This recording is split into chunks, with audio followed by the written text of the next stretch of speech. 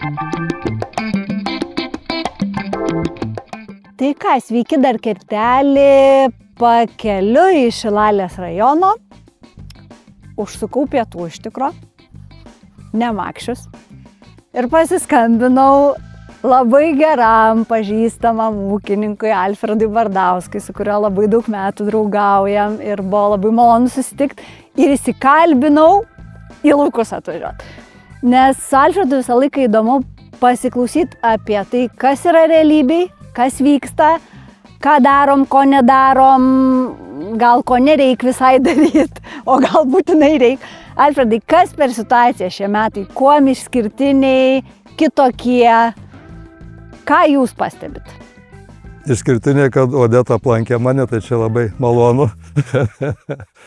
o pavasaris, tai jo, šiemet iš tikrųjų neeilinis. Vis tik tai jau 30 metų patirtis, ne, ūkininkavimo daugiau, net tai ta rimta jau, kur ir niekur kitur nebuvau nuslydęs į šoną, tai iš tikrųjų dar tokio pavasario nėra buvę. O mes sakom, kad jau kažkada jau buvo pats sunkiausias laikas, bet pasirodo, kad dar jų gali būti daug visokių mums pasitaikyti tokių niuansų. Tai čia irgi kaip ir visur buvo labai tie karščiai dideli, labai džiovino, labai sausa buvo. Negavot iš čia kritulių. Labai, ten buvo per mėnesį gal 18, aš turiu visą laiką per paskutinės 30 dienų. Taip. Rodo man tą sumą, aišku, ten ir kelių dienų rodo, tai ten buvo jau tragiškai vienu momentu. Sėją atlikom visą vasarojų, 2 savaitės buvo nelyja prieš tai, pasijom dar 2 savaitės nelyjo, bet viskas sudygo idealiai. Čia dėl technologinių kitų dalykų. Tai va, tai buvo labai daug nerimo ir tie šalčiai. 2 savaitės beveik šalnų. Ir jau šalčių? Tai jo, tai buvo ir 5, tiesiog būdavo jau kaip reikia. Taip. Tai net ir šuninais pagirdyti randi jau net kartais ledo, žinai, vandens lėkštėje. Tai čia jau buvo rimti išbandymai va, tokie.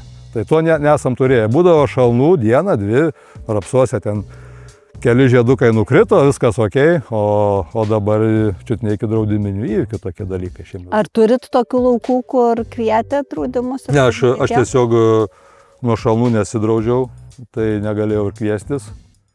Ir negali nuo visko apsidrausti, tiesiog pagrindinius dalykus aš draudžiuosi ir turi kažkiek ir savo rizikos prisijimti.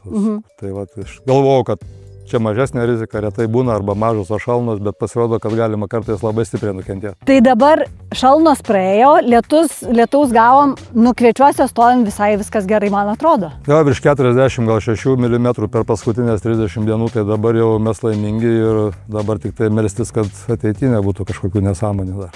Supratau. Alfredai, jūsų įžvalgos dėl ligotumo pasėlių šiais metais. Ką jūs matot? Ar yra kažkas kitaip negu anksčiau būdavo? Jo, šiemet, kaip ir pernai, yra ligų daug iš ankstyvose stadijose. Ir net keista, kad tose pačiose veislėse vienur yra miltligės, pavyzdžiui, nedaug, bet jos yra. Ne? Va čia, pavyzdžiui, turbūt nerandamės jo šitam lauke, ar yra kažkas. Labai nedaug, pačioje. Bet kas įdomiausia, kad net toj pačioje veislėje kitam lauke gali rasti, net nelabai atgaminu, kodėl, bandau žiūrėti ir priesėliai tas pats ir taip toliau. Kai kuriuose veislėse nėra.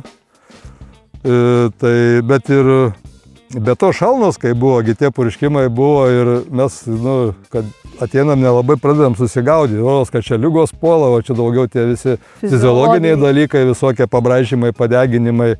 Tai mums daug labai gerai įsižiūrėti reikėdavo, bet jo, lygų turėjom šiemet ir viskas buvo, visi laukai, visi kviečiai buvo purkšti pirmą kartą su fungicidu.